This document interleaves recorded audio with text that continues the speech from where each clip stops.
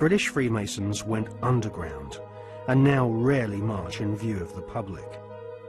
The public image of British Freemasonry has been damaged by the revelation that supercriminal Kenneth Noye and the men responsible for the Brinks-Mat gold bullion robbery were all Masons.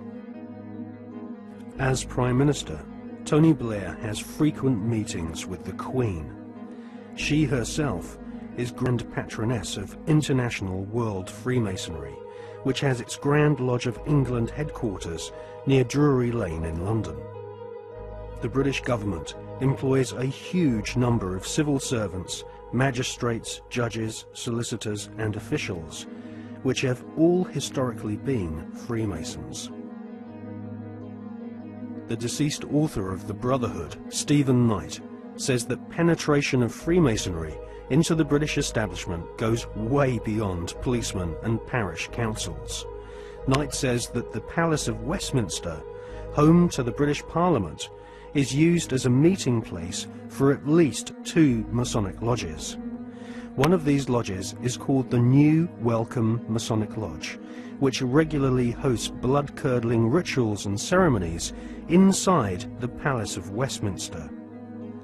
Members of Parliament from all political parties gather together, wearing white gloves, sashes, lambskin aprons, and wielding ceremonial daggers, swearing bloodthirsty oaths of allegiance to each other. Just where this leaves British democracy is anyone's guess, but the fact that these secret ceremonies take place in a building paid for by the British taxpayer leaves one wondering if Freemasons do not see themselves as superior to the average British citizen.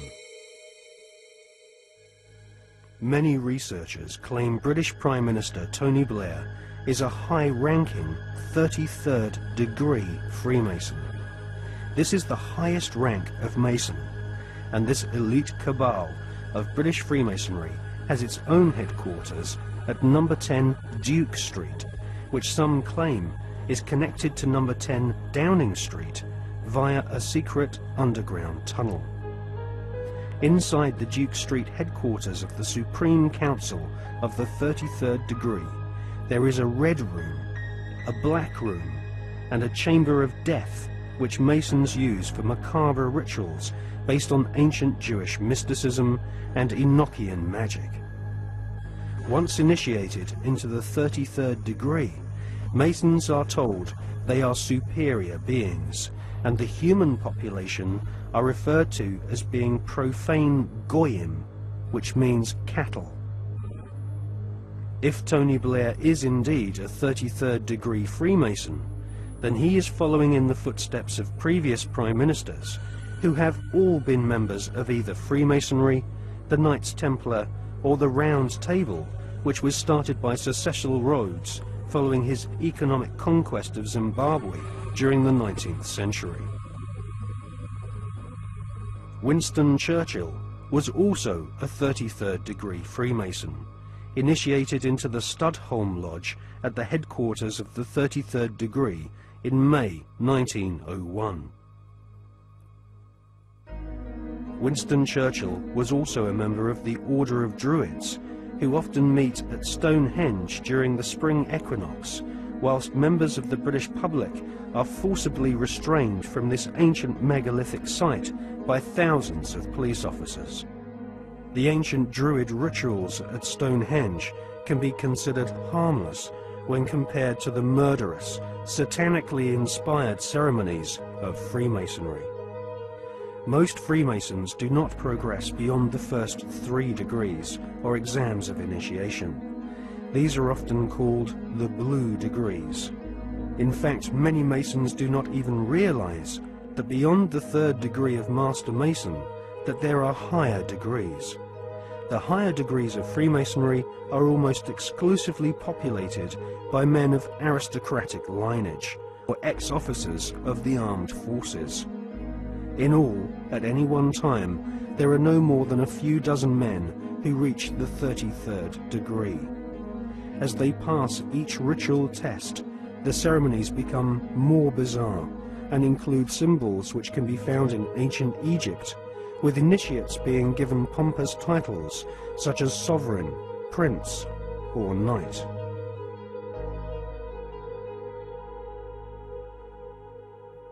When we see Tony Blair meeting with George Bush Jr., we are actually seeing two knights of secret orders.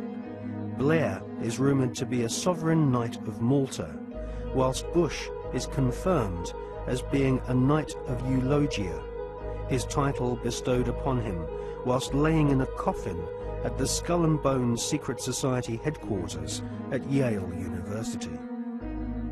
Blair and Bush claim to have democracy and freedom as their #1 priorities, but both have sworn blood-curdling oaths of allegiance to ancient Babylonian, Egyptian, and Jewish demon gods. Both have sworn on pain of death not to reveal the secrets of their Masonic orders. Both have been initiated into the age-old Illuminati global network, which is obsessed with death and murder. I mean, are we being ruled by politicians who consult with Baphomets and demons? Yes, we are. The way the world is structured is like a compartmentalized pyramid, and it's pyramids within pyramids, like Russian dolls, one doll inside a bigger doll inside a bigger doll. So you'll have a compartmentalized pyramid that is the British government, for instance, where the people at the bottom don't know what the top is really going towards, what the agenda really is. Just as in in a bank, you've got a bank, and the people at the bottom of the bank who take the checks over the counter, they don't know what's going on above them, and they don't know what's going on above them. And eventually, in all these pyramids, you have a tiny little number of people at the top that are actually the only people that know how the whole game fits together. Everyone else is just playing their part in ignorance. And so what the Illuminati do is they make sure that only their people, or those that are not a problem to them, will reach those levels of power in which decisions have to be made to push this agenda forward. When people say sometimes, well, you see these people everywhere, you see these one and these one other. No, hold on a second. No, they're at these high positions of power. Therefore, because of this process of filtering them out, if you're not one of us, mate, you ain't going to get sponsored by the right people to get these positions of power. And if you slip through the net, there's going to be a scandal, or there's going to be something we're going to bring up that is going to bring you down because you're not one of our guys. And so therefore, the ratio of people who are into these dark satanic rituals, etc., to positions of real power in the world are very, very high compared with the general population, where it's nothing like as high, of course.